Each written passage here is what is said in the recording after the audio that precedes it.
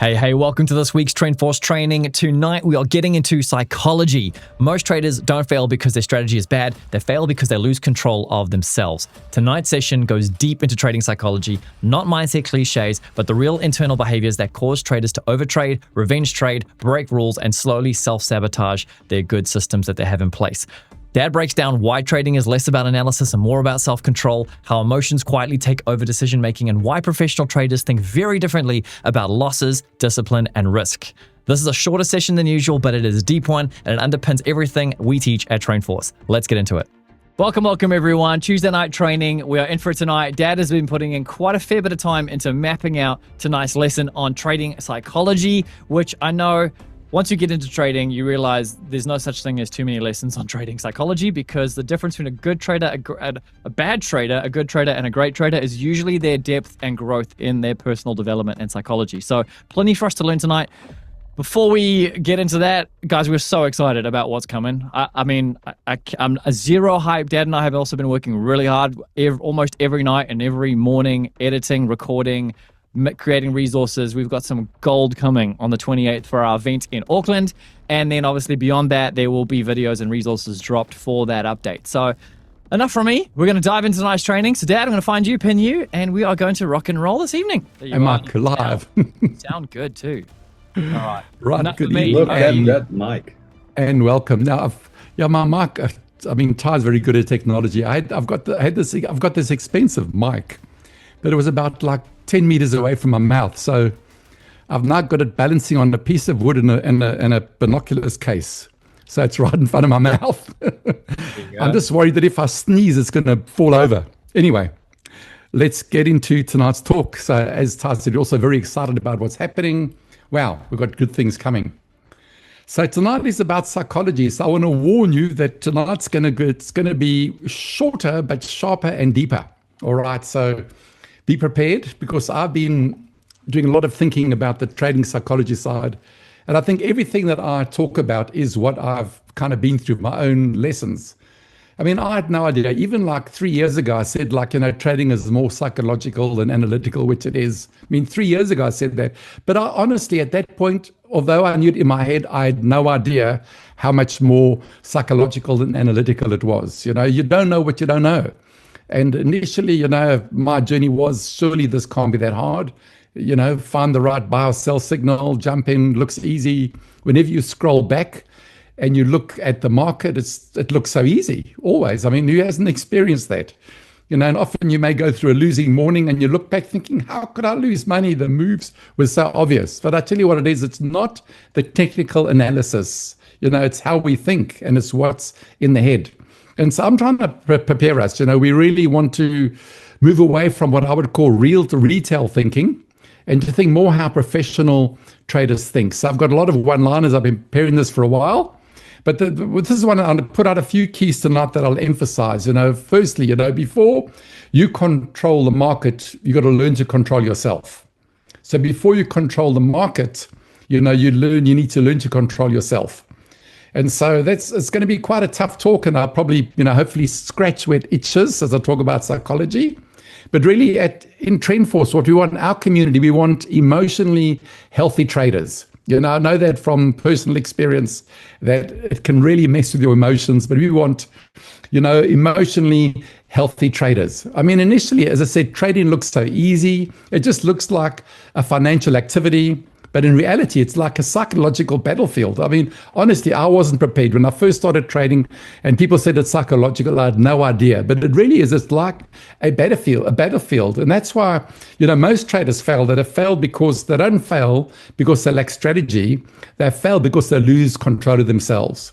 I often joked, even us, I'm repeating myself, but even 3 years ago, I joked about how I thought I was disciplined and had a lot of self-control, which I probably did have a good measure until I started trading.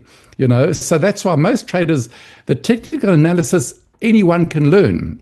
But it's actually, most traders fail because they lose control. It's like they lose self-control. And so the greatest risk in trading, it's not volatility, it's not liquidity, all these terms, it's not even the market. The greatest risk is ourselves. That's really the bottom line. And that's one of the core thoughts I want to get across tonight, that trading, it's not like a strategy game. It's a self-control game. If we can exercise self-control, we will be successful in our trading. And that's why, the market does strange things to us. You can be trading and, you may take some losses or you have a bad morning. It does strange things to us. It exposes all our psychological weaknesses. I don't think there's any other profession that kind of exposes who we really are than trading. I've often said it over the years too. Most people, when they go to work, they'll come back earning more money than when they went in the morning. But, with trading, you can go to work, in a sense, be on the charts, and you can come back with less than what you started with. I'm sure we've all been there.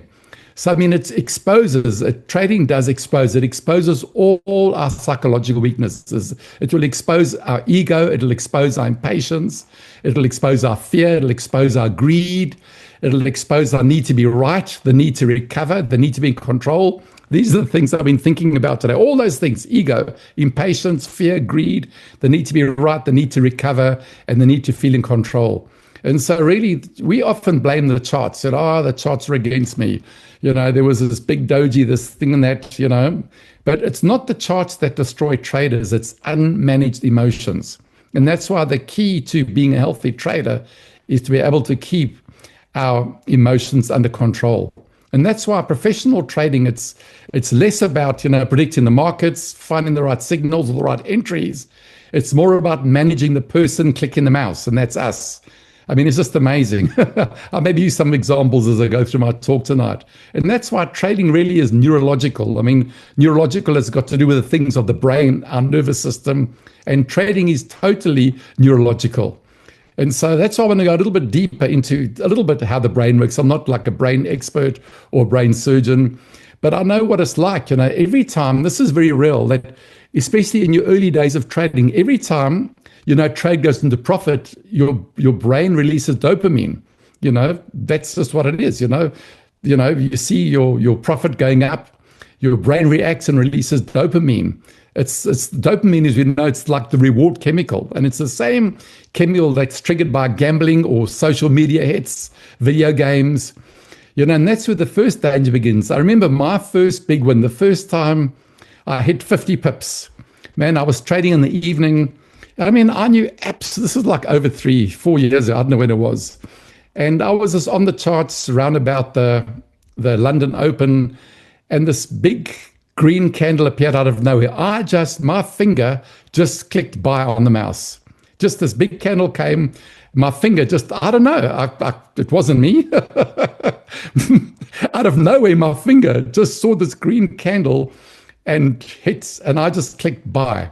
And the thing rocketed up. I think it was 50 pips the first time I made a 50 pip win. I had no idea about the psychology then. I had no idea about the dopamine. I was in my study. I came dancing to the lounge. I said to my wife, babe, I've got 50 pips. I poured myself, I had something called Canterbury cream, which is a liqueur. I poured myself a drink to celebrate. I had no idea how emotional it was. You can guess how quickly I lost those 50 pips. And so this is the thing, that the real threat in trading, it's not the loss of money, but it's the addiction to the feeling. And that's why it's getting our feelings under control. If we can train our emotions to be unemotional and don't let our brain, to get out of control, that's the thing. That's how people develop addictions. Once the brain experiences reward, it wants it again and again and again. And that's how people get addicted to gambling. They get this hit. And what happens to problem gamblers? They end up mortgaging their houses. You see these movies, they put their car keys on the table, they take off their Rolex watch where the cards are, put it on the table.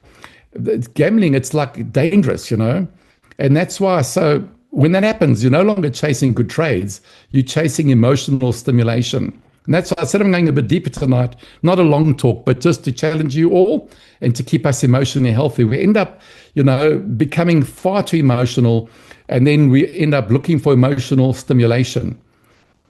And that's why overtrading, really, it's not about ignorance, it's about biology. That's how the brain works. Dopamine gets released. We like the hit. We want to get back on the charts, and try and win more. It's biology that often ends up making us overtrade. And so that's why most traders, they're not addicted to profits. They're addicted to participation. They want to stay on the charts and trade for as long as possible.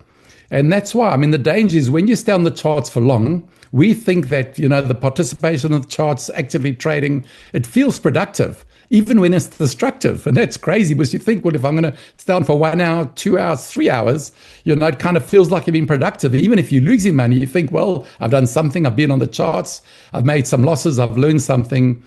And so, there are different warning signs. And this, everything I'm saying is what I've been through. The first warning sign, this is one sentence that signals danger. You may have heard it before. You've probably said it yourself. And this is it, just one more trade.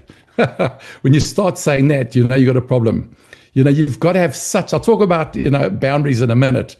But that's when, when we shift, the moment trading shifts from professional behavior to compulsive behavior. No professionals trade like that. No professional. If you think of the professionals, you see these trading desks and the professionals at work, none of them are saying one more trade, They've got, the reason why they're professional is that they've learned to manage their time, manage their trading time, to manage their emotions. So, once we start saying just one more trade, we've moved from professional behavior to compulsive behavior. And the thing I want to center on tonight, so it's not a long talk, but this is probably one you want to listen to again. The centerpiece of all of this is revenge trading. So that's the main little thing. I'm going to spend a few minutes talking about that. It's the most account-destroying behaviors in trading, revenge trading. And sometimes it can be quite subtle. Many people misunderstand it. It's not always simply taking a trade after a loss. It's something often much deeper than that. So I used to think, revenge trading, you make a loss. How many times in my early days of trading, you click buy and, you're up 2 pips, it reverses, go the other way, you got it wrong. So now you click sell and you're up 2 pips and it goes back to buy and went to originally thought, So that's simplified revenge trading. Who has done that? We've all probably done that, But it goes far deeper. There's like psychological reasons why we revenge trade. When we start revenge trading, it's the moment that really we stop being professional and we start acting out of like what's called emotional self-defense. So, what happens when a loss happens, the brain doesn't process it as a neutral financial outcome. Professional traders are like that. They'll make a loss and it won't affect them at all. But when we're still in our early journey and we haven't learned to manage our emotions, the brain isn't thinking it's a normal loss. So basically, when we get into revenge trading and we make a loss, this is what happens. This is how our brains react. We often see it as rejection. We see it as failure. We see it as embarrassment, or we see it as a threat. I know my early years of trading, if I had a losing morning, my wife says, how did the trading go today? When I've cracked it, I've got a smile all over my face. And when I've had a bad morning, I wouldn't want my wife to ask me how the trading went. I felt embarrassed to say I'd made a loss. I wanted to come out as being professional, as always being right. So those are the keys. So when we make these losses, our brain interprets it as rejection. Maybe we interpret it as failure or embarrassment or a threat. And our nervous system activates. That's why there's no other profession, I think, that is like trading. So what happens is once we take these losses personally, we stop responding and we start reacting. And that's when this invisible brain shift begins to happen. There's like a neurological transition that occurs in these moments. Now, I've read books on the brain. I really thoroughly recommend Dr. Caroline Leaf. I don't know if anyone has read her books, but she's very good on managing our brains and managing our thinking. So her name is Dr. Caroline Leaf. And I think I've got a few of her books. I think one of her books was, Don't Kiss Your Brains Goodbye. And I read that when I was going through a stressful time, I happened to go to the doctor and I had to go for something else. He said, let me check your blood pressure. And gee, my blood pressure was above normal. It was high. And I got quite a shock. And just at the same time, my wife was watching this program on TV and this lady was on TV talking about how the brain can affect our emotions and our health. And so straight away I ordered the book and it was just absolutely amazing. I realized my thinking was out of control. I had what was called stinking thinking, full of negativity. And I read the book and then there was like a brain detox program at the end. And I tell you, going through the brain detox, getting my emotions under control, my blood pressure came to normal. And so in her book, she breaks down a lot of how our brains, our brains work. So what happens most times when we are trading, and we're simply not getting emotional, we move from what's called we're using the prefrontal cortex. That's where we make logical, rational decision making. But then when our emotions are out of control, we move from the prefrontal cortex to the amygdala, and that's the brain's survival mechanism. And so that's what happens. That's why it's crazy, we've all been through this. You trade and you make a loss, you try to gain it back, and then you somehow just lose it. Who hasn't been there? We've all had those things. But when you move from logic, to the survival mechanism, the first thing that happens is discipline collapses. You discipline collapses, you start expanding your risk, the rules disappear. Almost every time, if you're honest, every time you've taken a revenge trade, you normally have to break the rules. If you follow a strategy, it doesn't allow a buy and a sell, or a sell and a buy straight after each other. Somewhere you've broken the rules. And that's what happens. So after a loss comes, your thinking moves to a different part of the brain, and that's where your discipline suffers. You start taking big risks, and then all your rules end up disappearing. And that's, if I've learned anything, this is what I've learned. One of the most dangerous things is when you've made a loss is to have this kind of thinking, I'll just make it back. How many times you thought that you've made this loss, now you quickly want to make it back? The truth is, in trading is very seldom do accounts actually die slowly. They don't. Most accounts don't go down, down, down very slowly. They die in emotional bursts. They die when we revenge trade. And often, research shows they often die in a single session. People get so frustrated, they make a loss and they've still got a healthy account. And then they try and make it back. They double their risk. They take chances. And that's how people blow their accounts. It's never little by little. It's normally in emotional outbursts. And that's why that's the truth that most traders never hear, that revenge trading is not an attempt to recover money. Often it's an attempt to recover ego. So often when we lose, I said earlier, it's like our ego that gets affected. So I'll say that again. Revenge trading is not an attempt to recover money. It's more often an attempt to recover ego. Because the market didn't attack you. People think the market's against me. Many people think that when you get stopped out, that big money has deliberately stopped you out. I tell you, that's an absolute fallacy. There's no ways that big money's after you. There's no ways like you feel, gee, my broker was watching me, and as soon as I press buy, he pressed sell. No, that doesn't happen, The brain may feel like it did, but it doesn't happen like that. Professionals understand that, Amateurs think like that. Professionals understand that. Professionals expect losses. No professional has a 100% record. I remember, I think I said this once, that they interviewed this one professional trader. He was trading for a massive fund, and what he said was, someone was saying, "Wow, you're professional." I remember two examples. The one was David Paul. I actually watched the interview. He's passed away now, but he was one of the best traders around. And this lady was interviewing him and said, "Gee, you are so successful. You have such a high win rate." He said, "Not really." I said, "I only win 60% of my trades." And there was another company. They interviewed this guy who traded for a company. Their win rate was only 52%. It wasn't very big, but because they traded, big money, they only had to win 52% of their trades. So the point I'm trying to make is professionals actually lose a lot of trades. Even the big money people, they lose a lot of trades.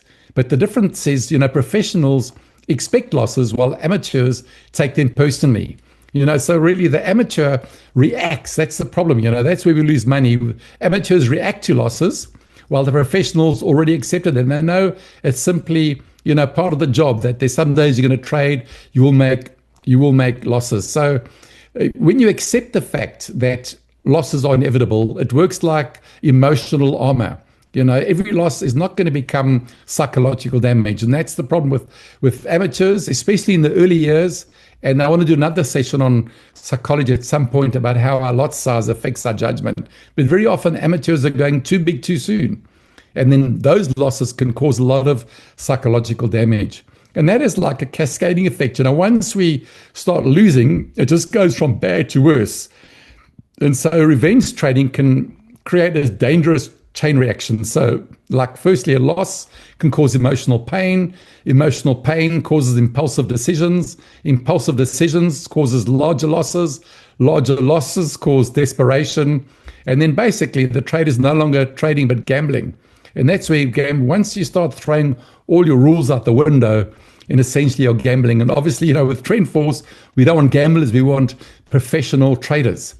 And often it can be subtle. I said earlier that sometimes revenge trading can be subtle. I mean, I've often, through my years of learning, you live in denial.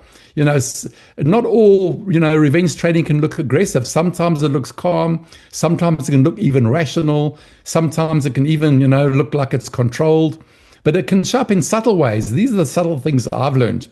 So you make a loss and then you kind of revenge trade, but you're not telling yourself you're revenge trading. But you do things like the following. You start forcing like mediocre setups. This one could go, it may go. You've lost money, maybe, Then you start forcing trades. Instead of letting the market come to you and looking for the right setups, you end up looking for mediocre setups to try and make it back.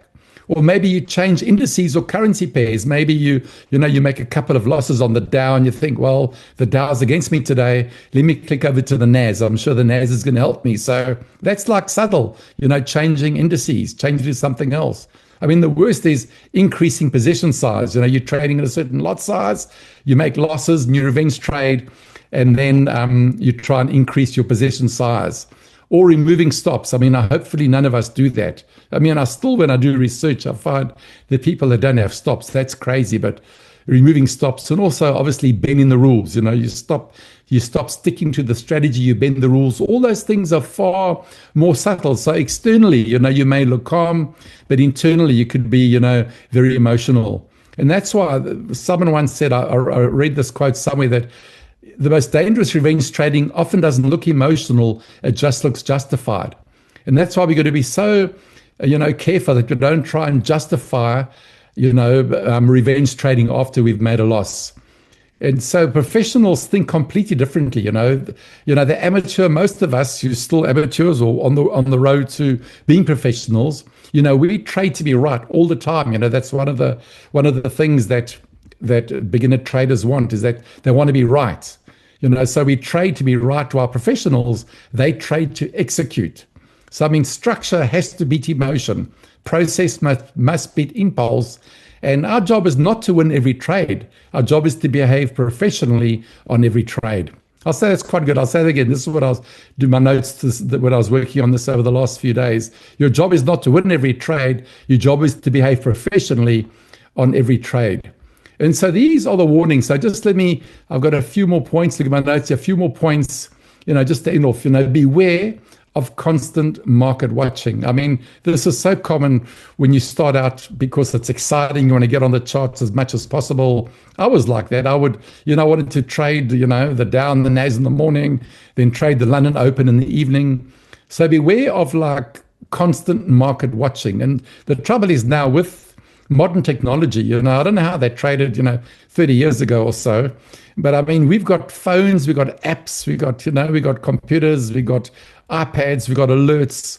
We can have the charts open at breakfast, lunch, and supper. We can have charts, open before we sleep, one last look, sometimes even during the night.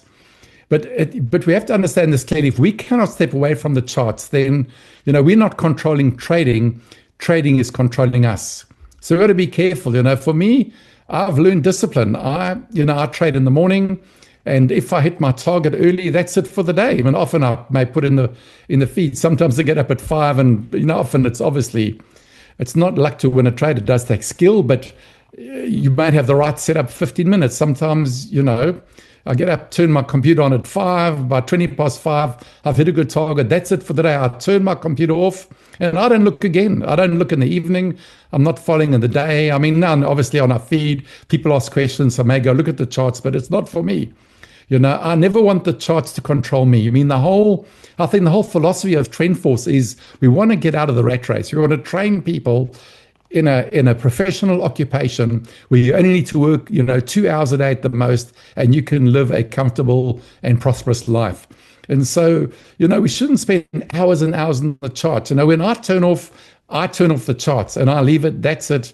And then, I get my win. Then what I do is I just check that I'm set up for the next morning. Obviously, when I get up, I look at the 4 hour and just to have a glance, but I take my wins, I turn off the charts. Basically, the way I discipline myself, this is a bit random, but if a setup presents itself that follows the rules, if I don't take it, I'm breaking the rules.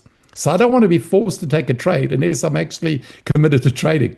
So I'll say that again. If you leave your charts on and a setup comes that is, that obeys the rules, then if you don't take the trade, you're breaking the rules. So I remove all temptation. So when I turn off, I walk away. I never want the charts or trading controlling me. I want to be in control of my trading. So we got, if you keep watching the charts, it increases the impulsivity, it increases the anxiety. Obviously, you end up over managing everything, over trading. Professionals don't stare at the charts all day, they prepare, they execute, then they step away. So distance, they say, restores objectivity. So don't overtrade, don't keep watching the markets, have your time out. Then also, these are the little dangers I want to finish with. There's also the fantasy of the one big trade.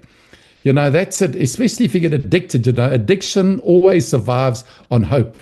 And in trading, hope often sounds like this: one more big trade will fix everything. That's never ever worked for me. It's fast recovery thinking or gambling psychology.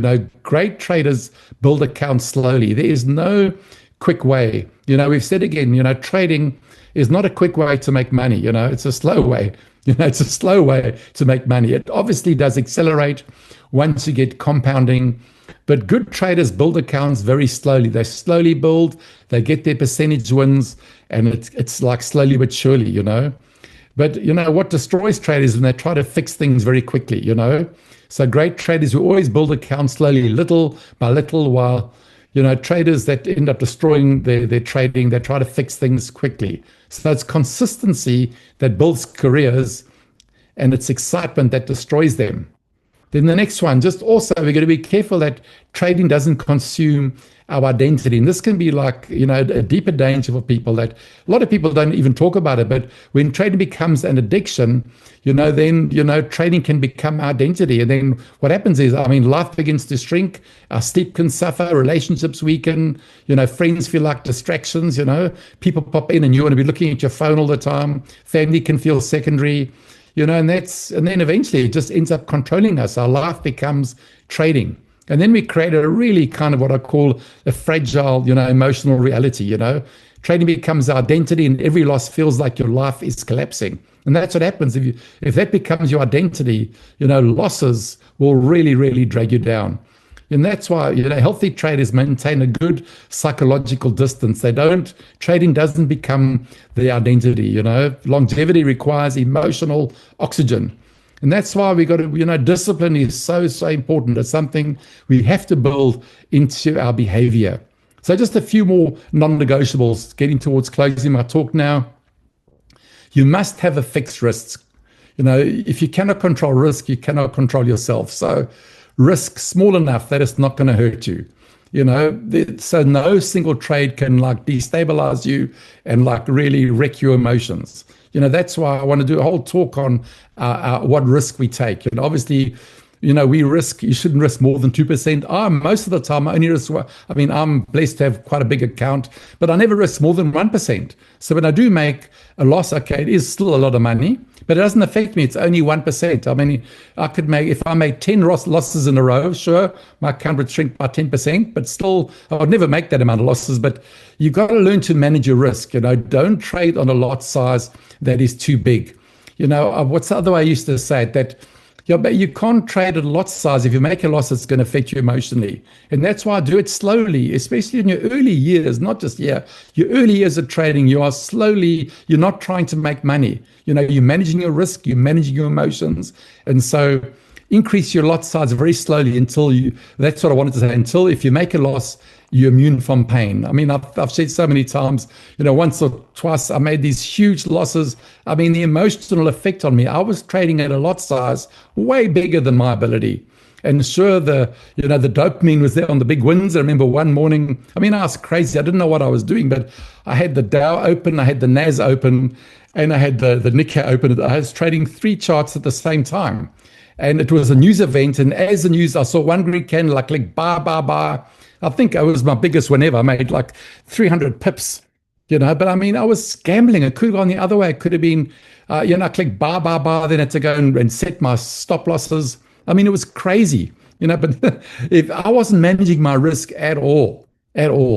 And so again, manage your risk, don't trade with a lot size that if you make a loss, it's going to affect you emotionally. Start small, keep it small, and grow your confidence slowly. Then secondly, next one is limit your trades. I like to limit myself to 2 per session. And if it doesn't work out, it doesn't work out, So don't sit taking hundreds of trades, because if you have no limit, you're going to click at mediocre trades. Wait. And sometimes it won't work out. Like this morning, my 2 trades, the first trade, I mean, it was unfortunate. I took a trade, it was the setup I was looking for, and I was up 30 pips, and it was around, around about 7, something past 7. This 85 pip doji came and stopped me out. Fortunately, I was 2 pips. I mean, I had put my profit at 2 pips, but I did 30 pips, about hit my target. A doji came and stopped me out. And then I did one more trade, and that one, I mean, I had a 30 pip target, but I got stopped out just before. So it wasn't the best, but still, things happen. I wasn't in it now, and I'm waiting. I was stopped out. The market was against me. I'm going to take a 3rd trade. And I'm not saying, you have to only do 2, but I like to limit myself to 2. And when you limit your number of trades, your discipline improves radically. And you're not going to get emotionally shipwrecked with hundreds of trades and hundreds of losses. And often the trade you skip protects you more than the trade you win. And so, limit your number of trades, be patient, wait for the setups. It's better to take no trades and no losses than to take mediocre ones and make losses, and that affects you more negatively. Then also, the reset rule, we were when I was first trained, others, they used to say after 3 losses, call it a day. I'll say after 2. Once you've made 2 losses in a row, stop trading. No exceptions, walk away. Because if you try and win that back after 2 losses, things will spiral out of control. Professionals don't behave like that, but amateurs will accelerate them. You will have losing days, you will have losing weeks. The other day I had a losing morning. I mean, it doesn't happen often, but I had a massive migraine. I never should have been trading, and I just made, a couple of bad decisions, and that's it. Walk away. And so don't try and revenge trade. All these things are important disciplines. If you make 2 losses, walk away. There will always be, someone said, if you miss the bus, there'll always be another bus. There'll always be more trades. And also make sure you have a weekly market detox, So I said, I like to spend minimum time at the charts. If I reach my targets, my minimum is 30 a day. But look, sometimes I'll make 100 or more. I get big trades too. But, you need also have a weekly market detox, So, I mean, I know, look, I don't want to tell everyone what to do. I'm just giving advice, learning from my own journey. I know you can trade some cryptos, go over the whole weekend. So you could trade, some indices in the week, and then you can switch to, Bitcoin in the weekend. But you need to take time away from the market, So, I mean, I mostly trade still on Saturday mornings. But then obviously when the market closes, that's it. I will definitely take 2 days off minimum, and then maybe get back on Tuesday morning. So, don't fill your whole head with trading all weekend. You need to detox so you can think clearly. Now, I know some professionals only trade, well, they're very good. They only trade 3 times a week. So don't, so leave the charts. When I'm finished trading, I leave the charts. I don't go back, no quick checks. They're saying the distance restores clarity. Then also, I've said this very often, almost coming to a close now, that accept losses as a business expense, That's how professional traders think, They don't think emotionally. Like I said, amateurs, every loss is a personal failure, But losses, they will happen. It's just the cost of operating in an uncertain market. You never know what the next candle is going to do. We just don't know. It's all based on probability. So just accept losses. That's just a business expense. And then finally, let me almost finish here, looking at what I still wanted to say. Trading is a skill that can create freedom. That is what we're about. Is like finding financial freedom through an occupation that once you master it, you only have to work, a couple of hours a day. So, I mean, it creates financial freedom, but without self-control, it can also destroy you from within. So there has to be that self-control. And my closing thought is, I think I may put something like this in the chat. Before you try to control the market, learn to control yourself. So the market can destroy traders, but often, it doesn't. It's traders that destroy themselves when discipline disappears. So I'll leave those thoughts with you. Hopefully it's been helpful, and I'll hand back to Ty. Hey, so good. Thank you. That was loaded. I've got my phone here transcribing every word that comes out of your mouth, because I love to take these and break them all down into some punchy notes. So guys, I want to encourage you. This is definitely one to re-listen to. Have a good think about. Ask yourself those tough questions. Are you doing any of those things that Dad just highlighted? Especially when you're brand new, it's so tempting to want to trade all the time or look at the charts, and you just end up with this chaotic schedule where ask yourself this question: is my family or is my significant other, people around me, am I a better person around them and with them with trading in my life, or is it overlapping or taking up too much? And am I able to control myself and actually be a better person around those I care about and love, and more present? Those are just the important questions. Is what you're doing right now scalable? And I get it. In every season, nothing happens without I could talk for an hour on the illusion of balance, because nothing significant happens in your life without a little bit of imbalance in certain times. Some really good books on that. One called Essentialism. I think Greg McEwen, brilliant book. And for a season, like for you to get some real results in something, yes, it requires doubling down on the amount of time and energy and effort you put into it, but you can't move every rock forward in your life at the same time, but still get to have some healthy boundaries and the way that we prioritize. So Dad, thank you. There was tons of gold in there. Well, good. And everyone else, I hope you were taking notes. I can see everyone, a bunch of thanks in there, dropping in the chat from everyone. Good stuff. Well, guys, this week, I'm taking my family away on holiday tomorrow for a few nights. So there will be, because we didn't go anywhere over the Christmas break, so we're ducking away to the beach for a few nights. So we're not going to be doing our live analysis this Thursday morning. And honestly, Dad and I could just really use a break. We've been going nonstop for over a week, doing video recordings almost every single night and editing and all sorts. And then we're coming back into another solid 2 weeks in the lead up to our event. So if you are in or anywhere near Auckland and you can get to the event, I already know multiple people that are booking tickets to be there. So if you can drive, if you're within driving distance, zero excuse. It's going to be a lot of fun. I posted, I think, a breakdown in our group chat last week in terms of what we're doing. We've never done an event like this before. Nothing this long, nothing this chunky.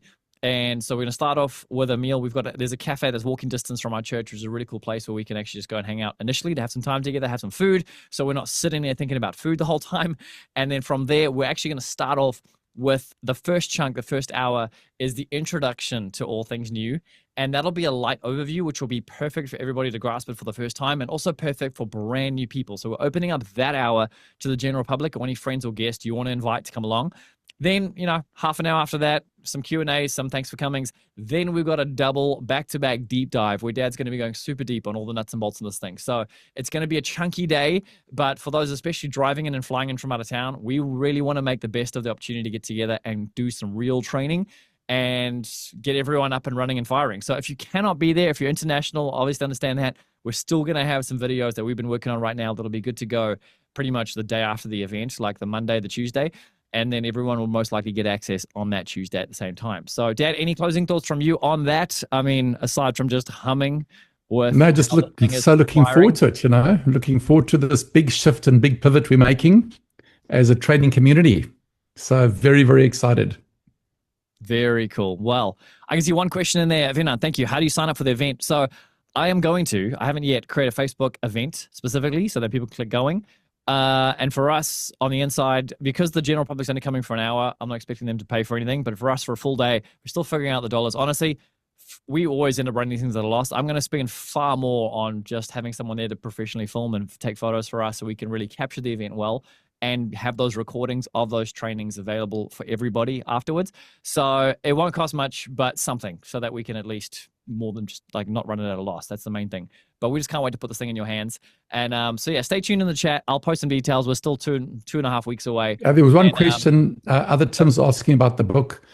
I've got a few of the books. I think the one I liked was So I think it's called "Don't Kiss Your Brains Goodbye." I think that was the one I read that's first. the one, I'm pretty sure. I think it's something about kissing your brains goodbye. That one I highly recommend. It's so good for your emotional health. It was an absolute game changer for me. They're reading that book. Yeah, she's got one called "Switch on Your Brain." We rewire your anxious brain. There's a whole lot, guys. You can go look on Mighty I mean, they're all good, but the first one was the most impactful for me. Yeah, I remember. And that's got the brain detox at the end, which was very good. Very, very cool.